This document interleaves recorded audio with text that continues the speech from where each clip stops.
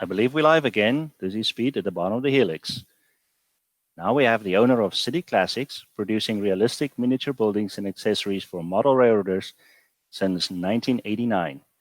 This gentleman has to attend every big model railroad show just so the podcast crew from A Modeler's Life know where to take their group photo. Please teach us some tips on modeling streets, Mr. Jim Sacco. Okay, we on? Good to go. Okay, thanks everyone for joining me. As Gert said, this clinic's going to be on an easy way to model city streets. At least I think it's easy. It's a way I stumbled upon by accident about 10 or 12 years ago. But there's also a lot of tips that apply to making modeling city streets, regardless of which method you use. But so we'll go through the different methods briefly. Then I'll cover my method, and hopefully there'll be a lot of other useful tips along the way. So, and this is a PowerPoint presentation because there's too much information to present in a live hands-on clinic. So we'll just start the program if I can figure out how to do it here, right?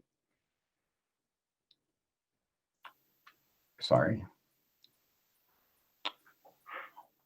And why are we not? Oh, here it is. Wait, sorry. Take your time. It was there 1 second ago.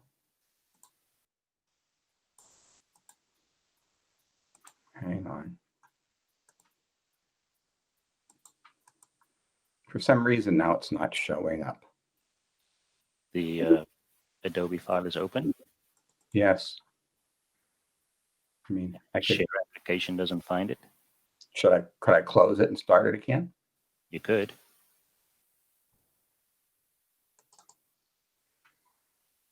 Okay, sorry for the, okay, it shows up and then it disappears again.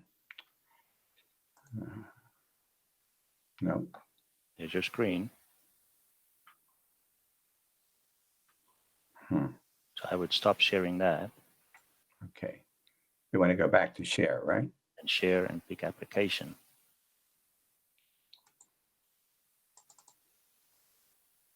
But you're not seeing it, right? Not yet. Okay. It shows up for a second and then it disappears. Let's try this again. I'm sorry about this.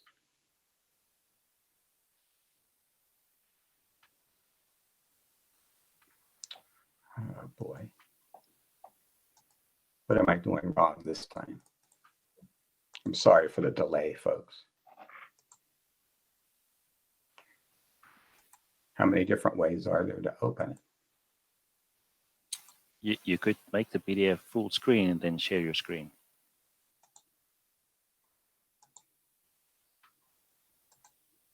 There it is. Okay. Now, do we have it? We can see it. Is it full screen? There's a border around it, but that's okay. Okay, so we're ready to go? You can go. Okay. So this is called Easy City Streets using Sintra and some helpful hints on modeling streets. Just like I said, we're going to go through it pretty quickly. But generally, an easy way to make a street is to paint a piece of wood or a sheet of plastic gray. And you've often seen it in articles. People say, well, I spray painted a sheet of styrene and to make my street. But the trouble is when you look at real streets, they're not real smooth and they're not always one shade of gray. There's another street, for example.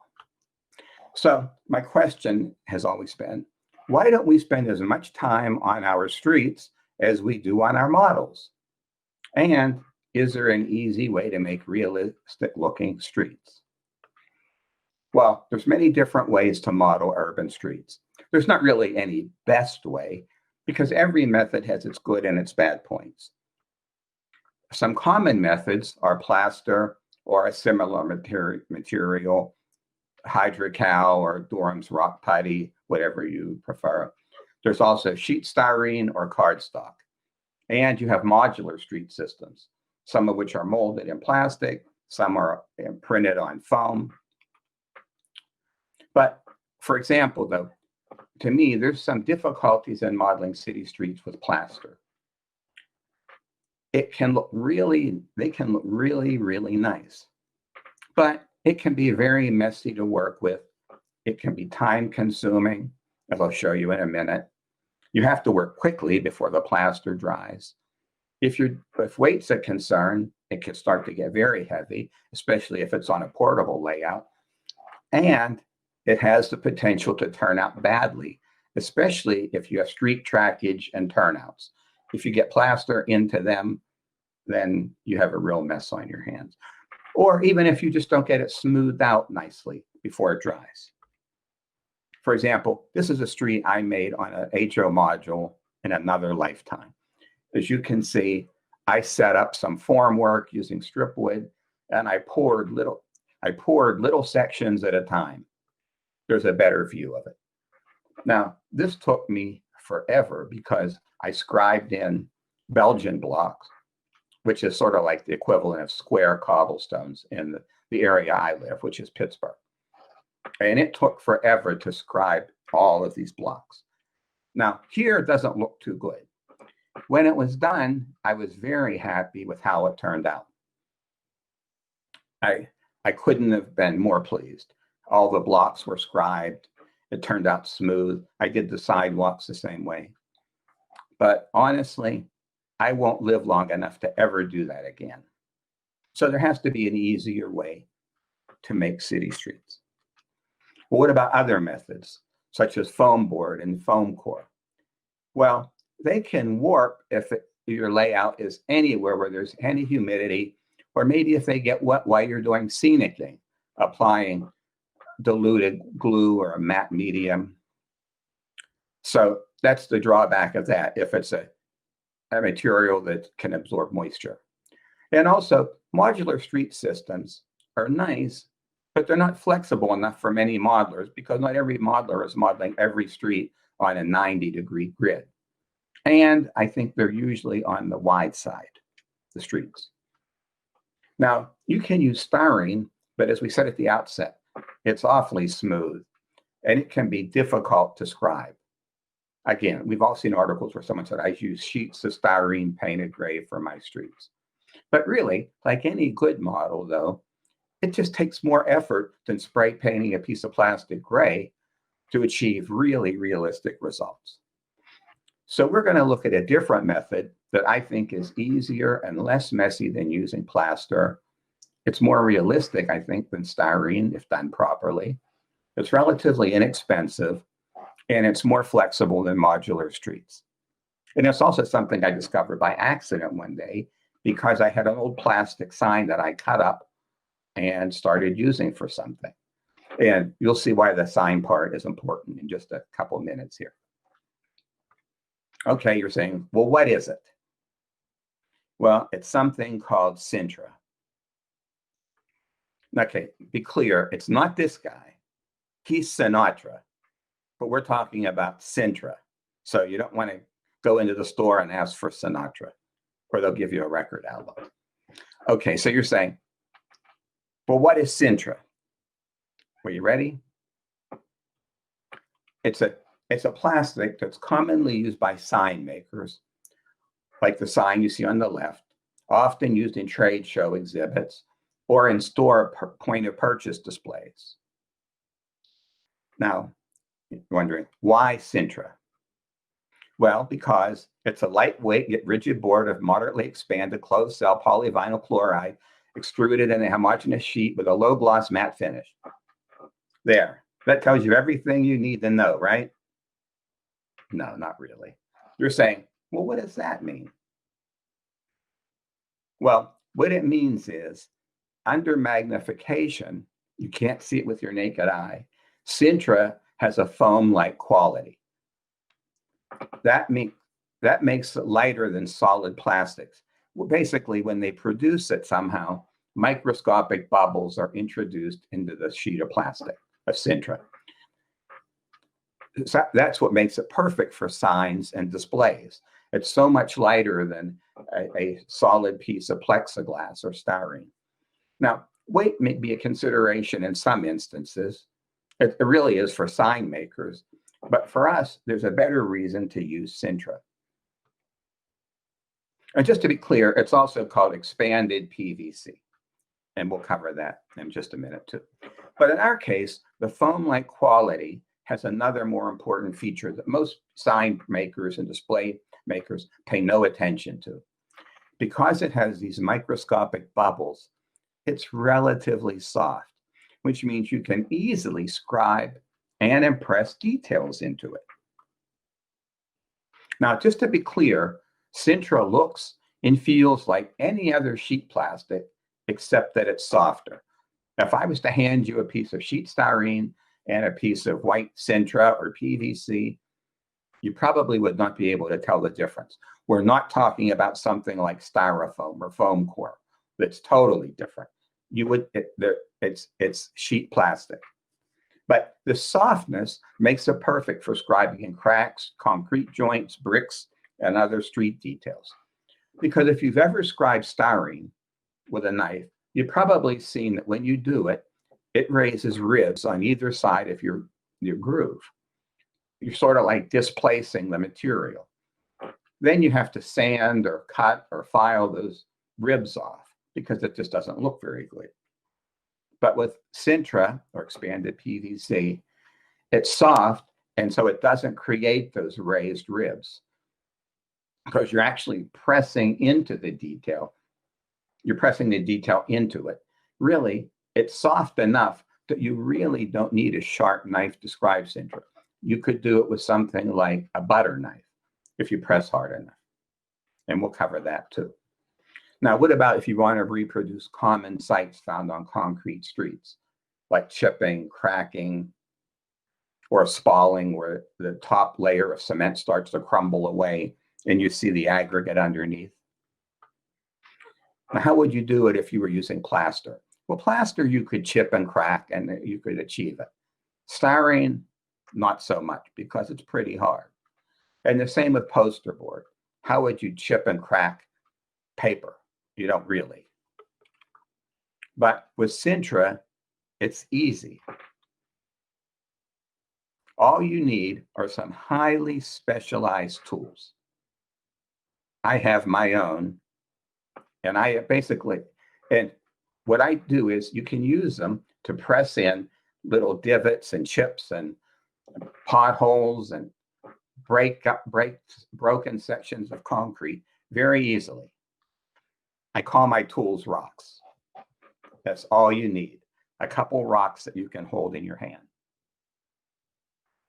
And here you can see what I mean. You can just bang away on your plastic and put divots in it and chips.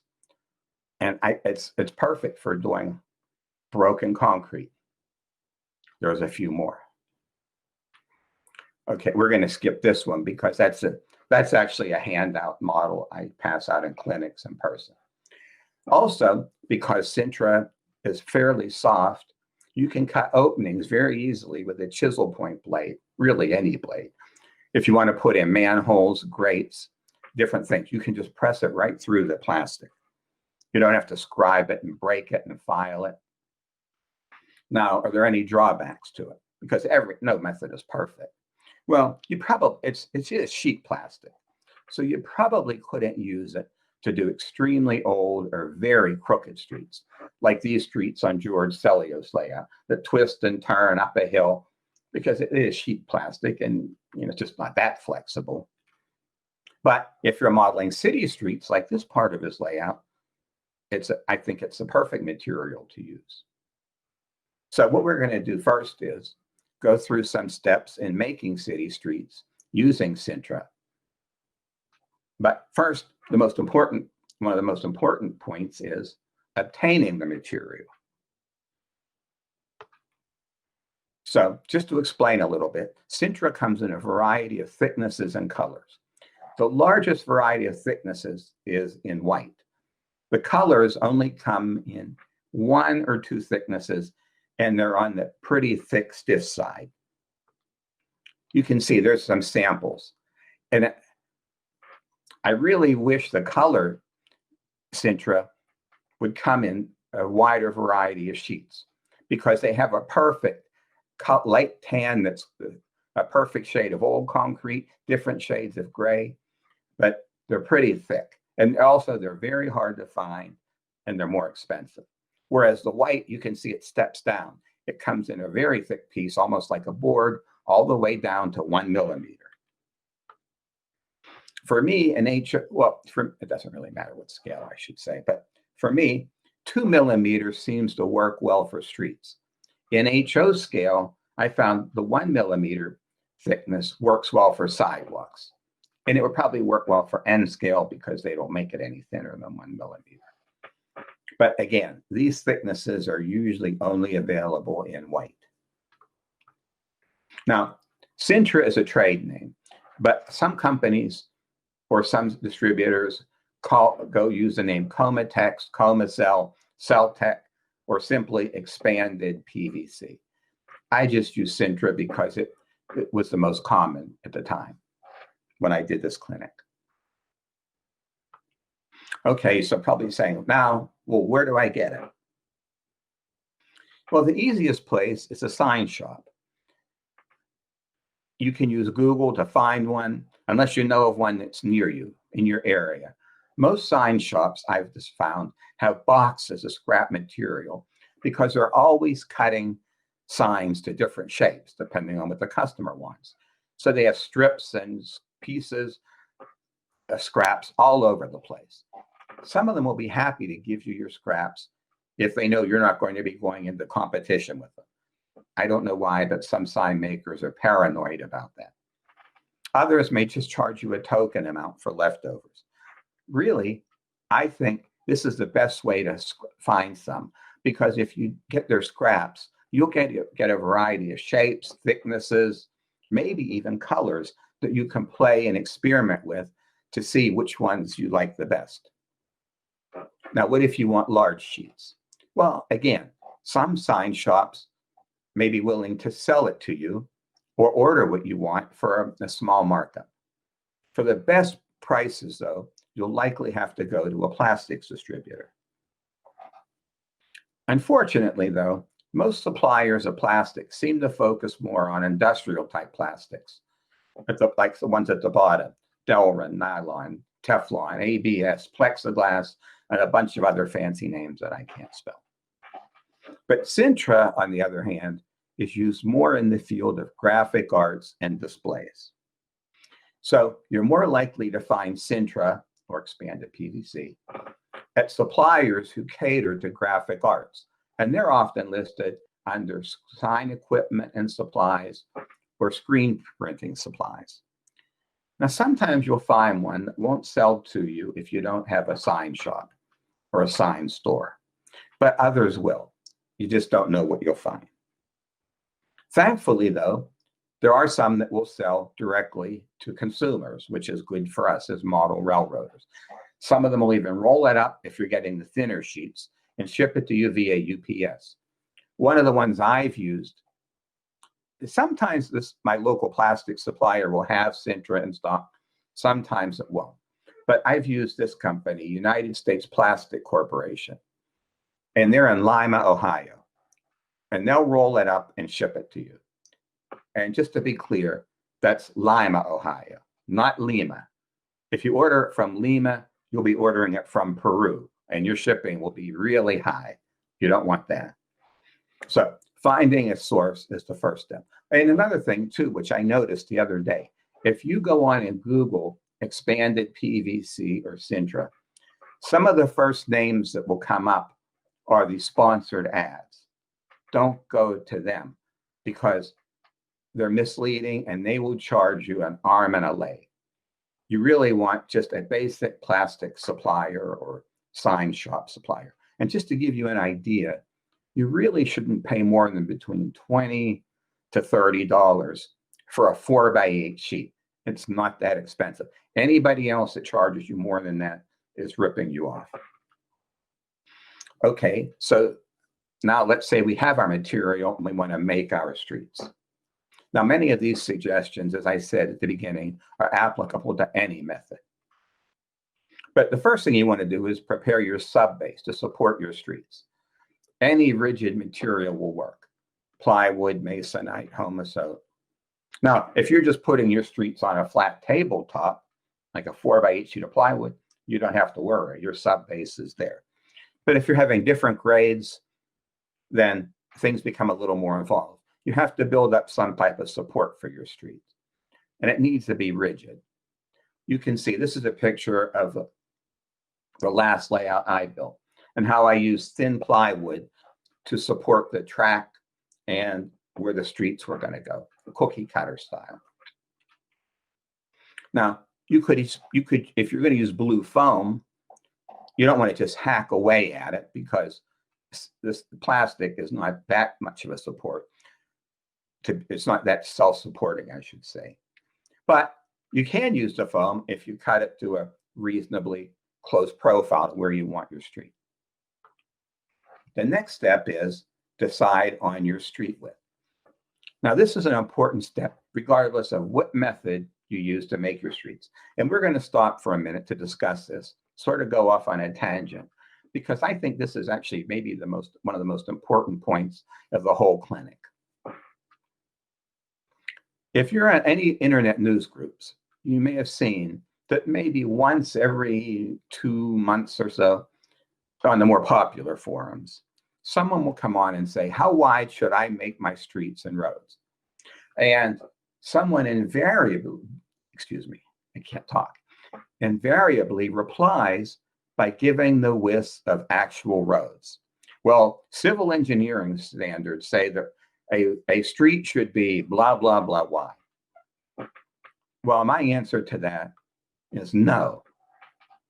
I don't actually really pound on my desk because then I knock everything off. But here's why I say no.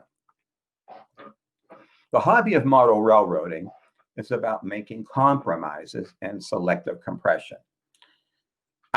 Because we're all, most of us, except for very few, are limited by the amount of room we have. So our towns are closer together than real towns. Our trains are shorter than most prototype trains. Our trees are often smaller than real ones. Our towns are generally smaller than actual towns, and most of our structures are smaller than real ones. So instead of making everything the same size as the prototype, we try to make our layouts so that they look right to our eyes, given the amount of space that most of us have to use. So to accomplish that, as the slide says, many items on a layout are compressed, or need to be compressed. For example, if you compare most real prototype buildings to models, like as in storefronts, the models are usually 2 to 3 times shorter than prototype buildings. Now, we may not notice this because when we look at actual buildings, we're looking at them from ground level. Most of us are not flying around in helicopters. But this is what I mean. Look at this aerial photograph, and you can see where the arrow is pointing. Look how deep these narrow buildings are. They're really pretty deep. They are almost the whole depth of the block, right? But yet, if you look at the depth of most model kits, whether it's design preservation, small town city classics, or Walthers, they're almost always shortened to maybe as you can see there. Very rarely does anyone model a small building that's that deep, unless you're modeling a very specific prototype. So what happens is, then, if you want to model a typical 2-lane street with curbside parking, and you make it to the prototypical width, now this might be slightly exaggerated, but basically this is what you'll wind up with. And don't forget, if you're making it to prototype width, then the parking lanes actually have to be a little bit wider because you need space to open doors. So you wind up with a really wide street. So if you want to model more than one street in a town, can you see the problem? It's like you're modeling airport runways, not city streets. So what can we do about that? Well, again, notice the ratio of buildings to streets. The streets do not overpower the scene. But see, that's what would happen if we used a prototype with model buildings. you have more street than you do buildings. So what you can do is maybe eliminate one row of parked vehicles to start to bring stuff you're seeing or your street closer to scale. But really, it's not until you eliminate all the parked vehicles, in some cases, does the street width start to look right with smaller size buildings. So that means it doesn't really matter how wide prototype streets are. We should make our streets whatever width looks right on our layout or to our eyes. Another thing too, if you're modeling your streets perpendicular to where you're viewing, like say you're viewing from where that yellow arrow is, you can cheat even further, because when you're looking across the street at a 90-degree angle, like that car, sometimes you can't even really tell how wide the street is. So sometimes you can cheat and make them even narrower, but we'll see that in a slide coming up. So really, we could spend hours discussing actual civil engineering standards and prototype street widths, but ultimately, like it says, it comes down to what looks right on your own layout.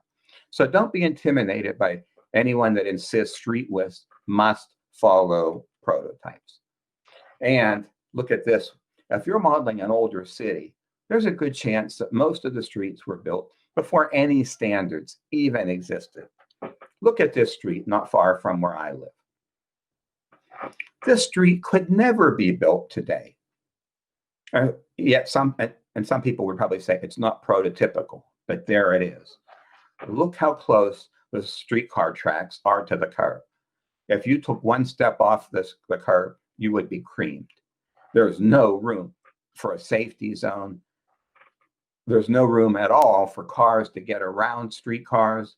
And look at the stoops or the steps, whatever you want to call it, that stick out onto the curb, how narrow the sidewalks are. So really, if you're modeling an older city, there's no right or wrong. That's the same thing with George Selio's in this scene of his layout. I forget if this is Franklin or South Manchester. I always get them confused. I think it's, so I'm sure someone will tell me afterward. But if you ever seen his layout in person, as it goes up the hill, the streets get narrower and narrower. And it's more of an illusion because you can't really see the streets at that point, but it works. But he couldn't model this scene if he used prototype street widths. So there's a case for not using it. And the same rule applies to sidewalks too along your streets. If you're going to have a building that's foreshortened, like most of our models are, why would you want to have a big prototype with sidewalk out front? Actually, too, many cities, there's no one on the sidewalk in this shot, but this is a very busy area. And yet, look, there is very narrow sidewalks. So I think you just would want to compress your sidewalk width the way you would your streets. And same with this area here. Now, this is a residential street, but it breaks every rule in the book. The porches, the steps, the pole. You can't even get between the pole and that railing on the front right. So again, there's no right and wrong. Again, this shot here, look how narrow these sidewalks are. And this is actually in the town of Waukesha, not too far from where Kalmbach is located. So sometimes it's about what looks right to your eye rather than using prototypical dimensions. So, okay, now we'll get back to making the streets. So once your length and width are decided, there are a few other things you want to take into consideration. One is to allow extra material to support your sidewalks. Because when we start putting down sheet styrene or whatever we're putting down to make our streets, we're elevating the street of the surface of the roadway. So that means everything else that needs to be elevated, our sidewalks and our buildings. So before you just start cutting away at your sheet to make your street, you may want to make it a little wider so that it extends under your sidewalk. That way it saves you from wasting material if you plan ahead. Otherwise, you're going to have to use something underneath to support your sidewalks. So a lot of time can be saved by planning where your buildings are going to sit. And I'm probably going to repeat this about 6 times, so please forgive me, but this is very important. Actually, it says it's very important. It's very important that we have some idea of where our streets are going to go. Even if it's just some rough guidelines drawn on our tabletop, sub-base, foam, it doesn't have to be elaborate. It could just be a pencil line or two, or a crayon. It doesn't really matter. But it gives us some idea of how we want to cut our material. Another thing too, again, if we're going to raise up our street height and sidewalk, our buildings need to be raised. So as you can see, there's going to be a space under them. So there's a couple things you can do there. You may want to extend your sidewalk so that it goes under your building. And then you can just support that with some strips of scrap here and there. Or you may want to make your sidewalk serve as a base to support 3 or 4 buildings at one time. So it helps to do a little bit of planning before you start doing your cutting. Otherwise, if you don't, you're going to have to use a filler piece of some sort, such as masonite or foam, plywood, foam core, or something to support all your buildings. Now, that method doesn't work too good if you're modeling streets on a slope, because we don't want all of our buildings to look like the Leaning Tower of Pisa. So in that case, you may need to make beveled little pads to support your building. Or what I've done was instead made pads, little square pads that went all the way down to the tabletop. And that worked pretty well for me. And they were little blocks of wood or pieces of foam, gator board, whatever. But you just want to make sure there's no gaps between your base and your sidewalk. You can even put some facing there as it shows, maybe different stone or brick. And you want to make sure they're deep enough so that you don't have gaps between the sidewalk and your little block. Now, there's one final consideration before cutting your material. You want to try to, if you can, make the joints where they'll be least obvious. Maybe where there's going to be a construction joint, like in the middle of the street, maybe at an intersection, at a grade crossing. If you do that, your joints will be really well hidden. Now, if we're making a number of streets, it's going to be difficult to know exactly where every joint is going to be and how large to precisely cut each piece of plastic.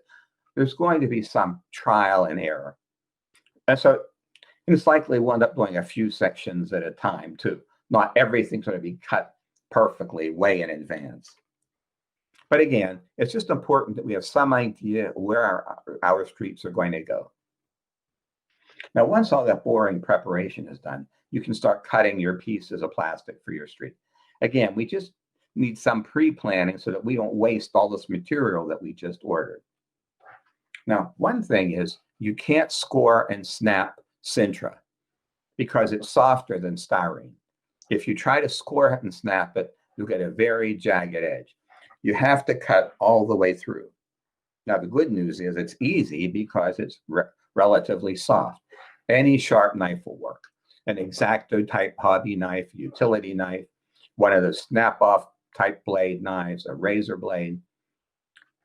I actually have found a utility knife or those snap-off knives work best. An X-Acto type blade, like the number 11 blade, usually the tip breaks off and then you've ruined it. So, utility knives are a little bit sturdier. For really thick sheets, I don't know that we would be using it, but like for when they make trade show exhibits and displays, they actually use a power saw, and there's certain recommendations that the manufacturers make for that if you want to use. But you may like it enough that you may want to make other things out of it. So you can use some thick sheets. So the first thing is we want to cut our material to size.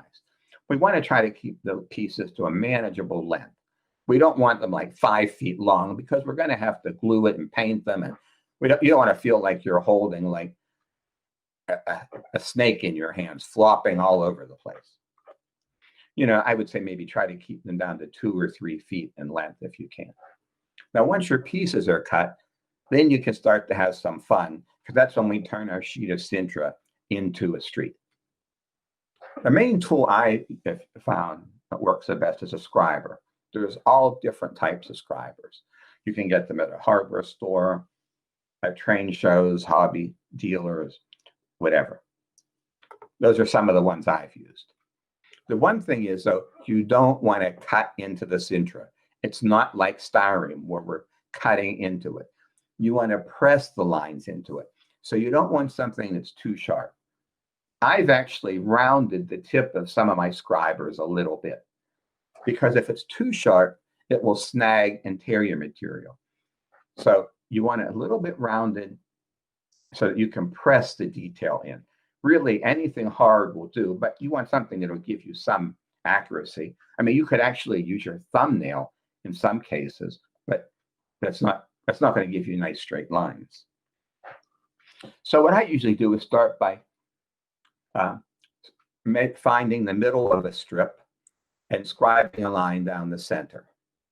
Then I mark off, like I said, and scribe the joint lines. I'm trying to make the spacing close to the width of the slab. In other words, you want to try to have your concrete slabs pretty close to square. And if you Google, look up concrete construction, you'll find that the most common spacing of joints is generally around 15 feet, scale feet. And so anything in that range, 10 to 15 looks good. I think what I read is some big modern streets and super highways may use 20 feet, but I think that most of us are not modeling super highways. So what I've done is once I scribe the line down the middle, then I use some type of a ruler or a piece of wood and a plastic triangle and scribe the joint lines at 90 degrees. Once that's done, then we can get creative. Although, one more caveat. So it helps to examine some real streets before you begin. And here's why. If you look at real concrete streets, most of the cracking is at the joints where water gets in and freezes in it, or heavy loads make and chip and crack on the joints, as you can see here. You can see this street. Every joint cracked to pieces. Another thing is, too, if you look at concrete streets, because concrete is very hard and brittle, the cracks almost always go from one edge of a slab to the other. A crack does just not start in the middle and run to the edge. No, it's brittle. So it helps to really look at some concrete pack, and then more little cracks develop along the main crack. Another thing is, like I showed earlier, spalling starts, where the concrete starts to crumble away. And you can do that with your scriber and your rock by just banging away at it and drawing a lot of random little cracks. Another thing you'll see sometimes is, too, some sections have been cut away and replaced, like where those arrows are. There's been some patches that are put in, and sometimes they're different colors, but that comes up later. But not everything has to be perfectly square. You can even scribe actual patterns into the Sintra, like I did a little section of a brick street here. This is actually the base of a little model I made. It's the PVC or Sintra that was scribed before I painted it. And that gives you some idea of what your street would look like. Actually, you can see this little diorama finished and painted in the June issue of Railroad Model Craftsman, if you get it. And you can see how much nicer it looks. This is also the time, too, if you want to cut in openings for manholes and sewers or other details. Now, some of these, though, are etched brass parts, and you glue them on the surface, so you don't really have to do much there. Now, up until now, we focused more on modeling concrete streets, but these techniques work just as well to duplicate asphalt streets and for brick, cobblestone, and Belgian block. All you have to do is look at a couple asphalt streets and see how they crack. Asphalt streets will just crack anywhere from almost no rhyme or reason, and you can easily do that with your Sintra. You can see some examples of cracks in asphalt. They start in the middle. Unlike concrete, they start in the middle of nowhere and run to nowhere. Or sometimes you'll notice that they crack, the asphalt streets crack almost exactly where they were put down over concrete street, and they crack exactly where the joints were in the concrete. Like here, you can see how perfectly spaced the cracks are. There's a typical pothole in asphalt too, that you could press in with a rock or something else and scribe a bunch of little lines around it. There's another pothole. We're going to skip that one because we don't have time to cover that. But you may want to do the same thing with sections of your sidewalk, because in some areas, sidewalks are old and crumbly and uneven. You may even want to try to cut some of the sections apart to make them look sunken in or raised, whatever. Again, you may want to make one large piece to provide a base for your structures.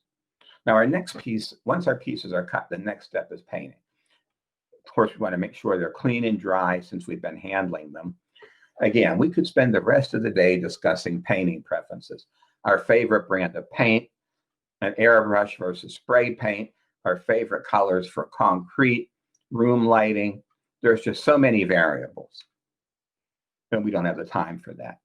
So I'm just going to briefly describe the method I've used, and you can describe how much or how little of you find useful. It could range from all to none. But what you'll need if you follow my method is 3 or 4 slightly different shades of gray. Since I really dislike using an airbrush, I just pick up any cheap cans of gray spray paint from the dollar store, a hardware store, big box store. Almost every paint company has their own shade of primer, but they're all slightly different. One of my favorite colors, though, for a base coat is Tester's Flat Light Aircraft Gray. I think that's a good base coat. You know what? We're going to skip that one. There used to be some model paints called aged concrete or old concrete. I don't think they're made anymore. And those work fine. But really, there's no such thing as the perfect color of concrete, old or new.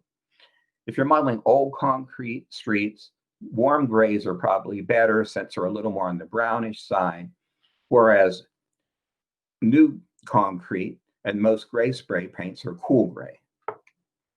And this is what I mean, warm gray versus cool gray.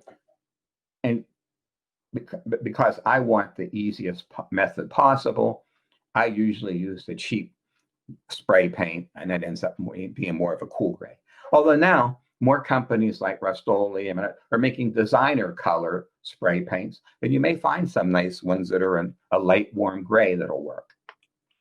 But basically, again, so to get started, you spray your street a light gray for the base color. Then you mask off some squares and spray other shades at random. Spray one color, let it dry, and do another until your street looks like this. And of course, you want to do 2 or 3 squares at a time, or some singles. You just want to be as random as you can, and you still want to allow, though, a lot of your base color to show through. And you can see there's an example of the street on my layout. And I was pretty happy with how it turned out. And you can see here, too, how this one scene, look how many different shades of gray there are. So there's no right and wrong. Some are more brown, some are more gray. Again, with this, we don't have time to count all the different shades of gray between the asphalt patches, the concrete patches, the sidewalks, the street. And what you want to do is spray the same random colors on your sidewalk.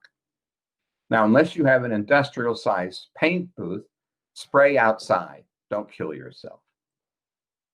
Another thing you may want to do is add tar lines using black paint or markers. This can be time-consuming. And I've noticed there's some communities that seal all the cracks and joints in their street. Other communities don't seal any. So it's just up to you.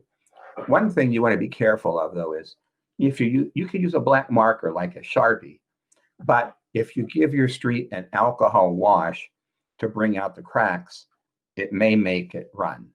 I found that to be the case. So black paint usually works better. You may also want to represent some random squares to represent asphalt patches. Again, there's a street that I just painted some of the cracks gray. I don't know if you've ever seen this book called Building City Scenery by John Pryke. This book, well, not only is it a great book, but John modeled, and I think it's still available by Kalmbach. I'm sure you could find it.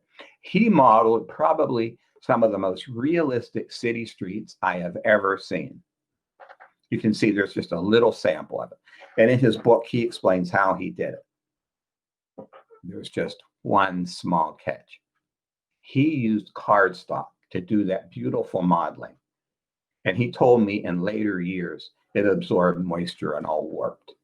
So that's one reason why I say, if you're going to put all that work in, don't use something that's going to warp and absorb moisture that easily and get ruined.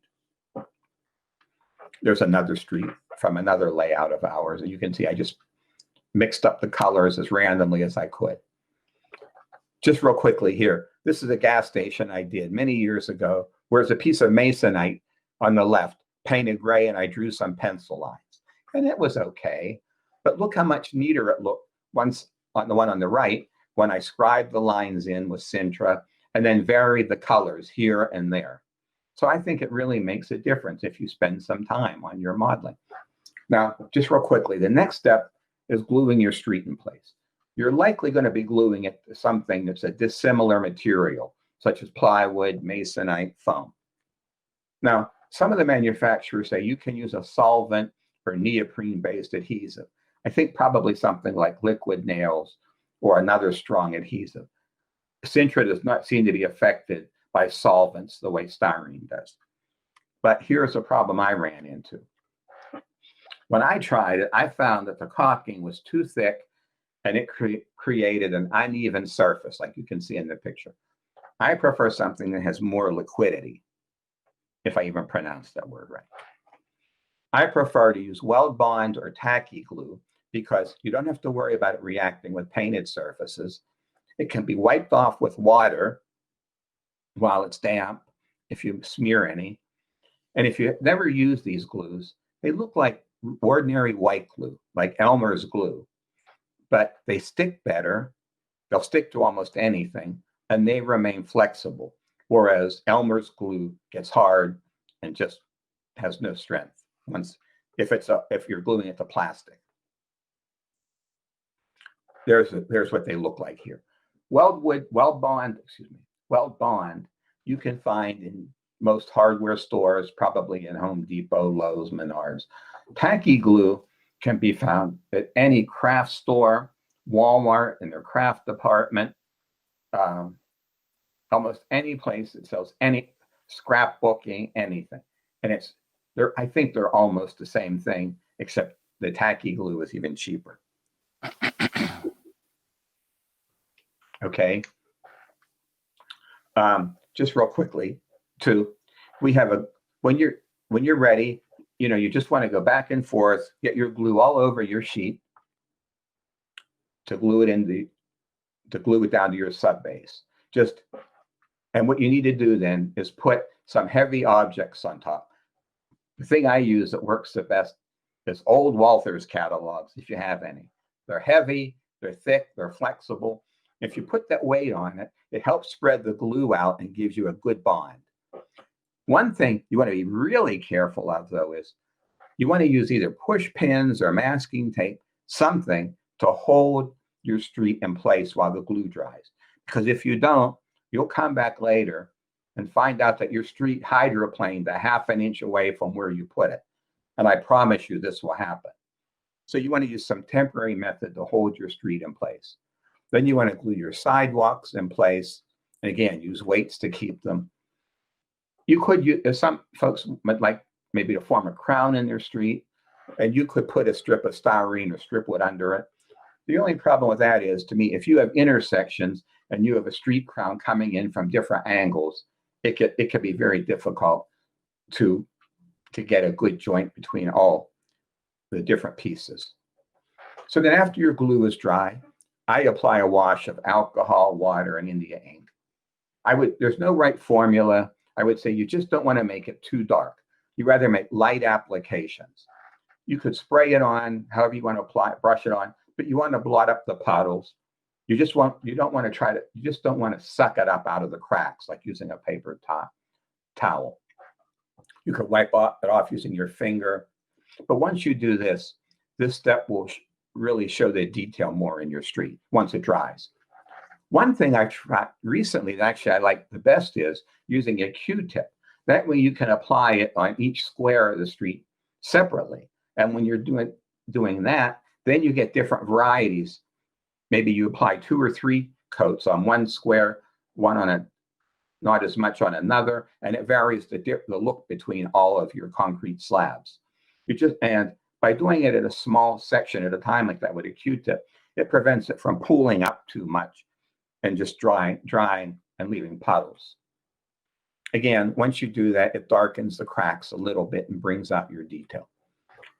I never tried this, but I've often wondered if maybe even adding a little bit of brown paint or ink to the mix would help give it more of a brownish look at old concrete.